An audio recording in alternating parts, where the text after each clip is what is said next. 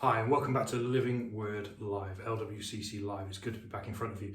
On Sunday, we talked about being steadfast, and one of the things we talked about was from 1 Corinthians 9:24 to 25. Let me just read it to you again, and I want to talk to you again about 1 Corinthians 9:24 to 25. Do you not know that in a race all runners run, but only one gets the prize? Run in such a way as to get that prize. Everyone who competes in the games goes into strict training. They do it to get a crown that will not last, but we do it to get a crown that will last forever. Now, I actually started running a good few months ago, long prior to COVID-19, long prior to the lockdown. So I appreciate how hard that is. I've never been a runner, I've never enjoyed it, and there are still times now that I don't enjoy it. But since I started running, I started to get a much better understanding about this Bible verse, because when you run, you can come up with a lot of problems. You can come up with a lot of excuses.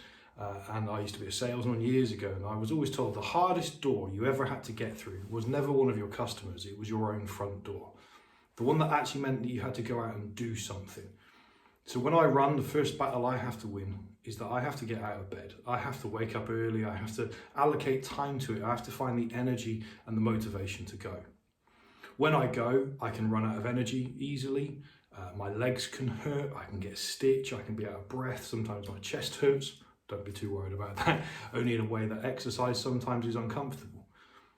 I can come up with all sorts of excuses about other things I'd rather do with my time and my energy. And when I'm out there, it would be so easy to quit. And I got to confess, guys, sometimes I do. Sometimes I get to the 3 kilometre mark or the 4 kilometre mark and I just simply run out of energy. If I knew that my life depended on it, if I knew that I was being chased by a lion, or if I didn't finish that something bad was going to happen, I think I would finish every single time. I think sometimes I become really complacent and I become really lazy. Sometimes I use the excuse of my knee started to throb or my ankle hurts a little bit.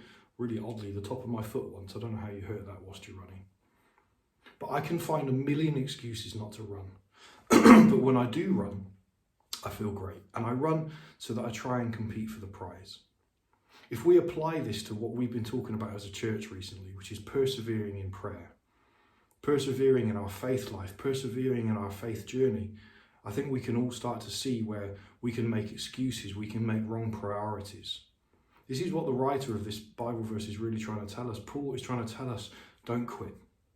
Don't give up. I know it gets hard sometimes, guys. I know your knee hurts when you're running.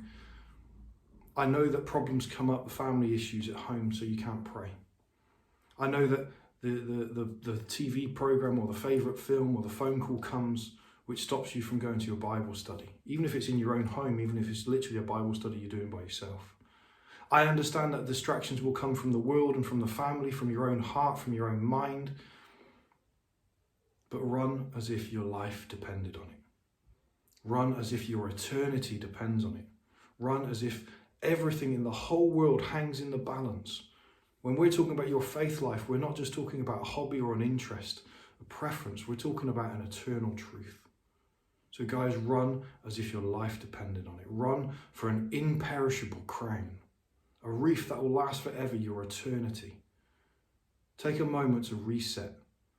Commit to yourself and to God right now that in these coming days, weeks, months and years, we're going to reprioritize him as our number one. Not number two, not number three, not somewhere where there's a point of convenience. Number one. Ask for that steadfastness. Ask for that ability to press through when it gets hard. If you know what it is that's getting in your way, ask Jesus to release you from it. And he will. Guys, it's been a privilege. I can't wait to speak to you again. So God bless, and I'll see you soon. Take care.